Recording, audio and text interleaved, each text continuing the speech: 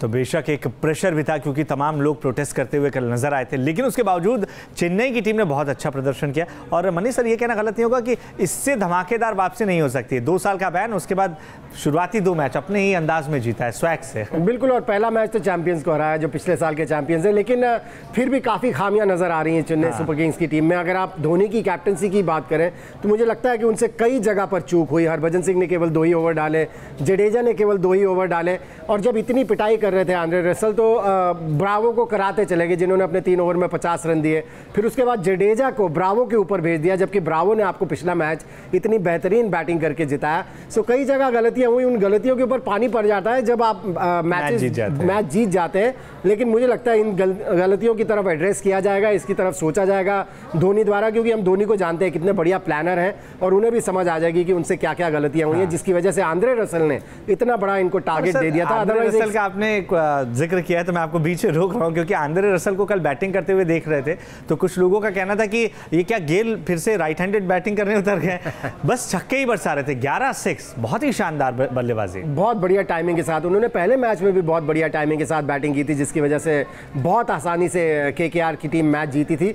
और उन्होंने अपनी एक इंटरव्यू में बताया भी, बैटिंग करने के बाद जब आए उनसे इंटरव्यू में पूछा जा रहा था एक प्रेजेंटर द्वारा, तो उन्होंने बताया कि उनको किसी ने बताया कि आप बहुत ज़्यादा मूव करते हैं जिसकी वजह से कंसिस्टेंसी नहीं आ पा रही है। आप हिट्स तो लगा लेते हैं लेकिन उसमें कंसिस्टेंसी नहीं आ पा रही है। सो अभी जो पहले 2 मैचेस देखे उसमें कंसिस्टेंसी दिखी है, और मुझे लगता है जो क्रिकेट प्रेमी है चाहेंगे कि इस तरह की कंसिस्टेंसी दिखती रहे ताकि इस तरह से मजा आता रहे जिस तरह से उन्होंने बैटिंग की है कल। और दर्शकों को आईपीएल में इससे ज्यादा कुछ चाहिए नहीं होता है, चौके छक्कों की बरसात होती रहे तो इससे मजेदार मैच कहां आपको देखने को मिलेगा। और देखा जाए तो धोनी की सेना ने बेशक कल का मुकाबला जीत लिया हो, लेकिन रसेल ने धोनी की राह थोड़ी मुश्किल जरूर बना दी थी, जिन्होंने छक्कों की ऐसी बारिश की कि मैच के बाद धोनी ने भी स्टेडियम से बाहर जाने वाले 6 पर 8 रन की मांग कर दी थी।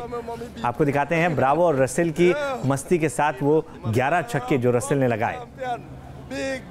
Big time. NASA, run the world. Andre Russell, run the world. So he hit it for 6 and he look it for 6 and he hit it for 6. Boy, Jesus Christ, what a game. Yeah.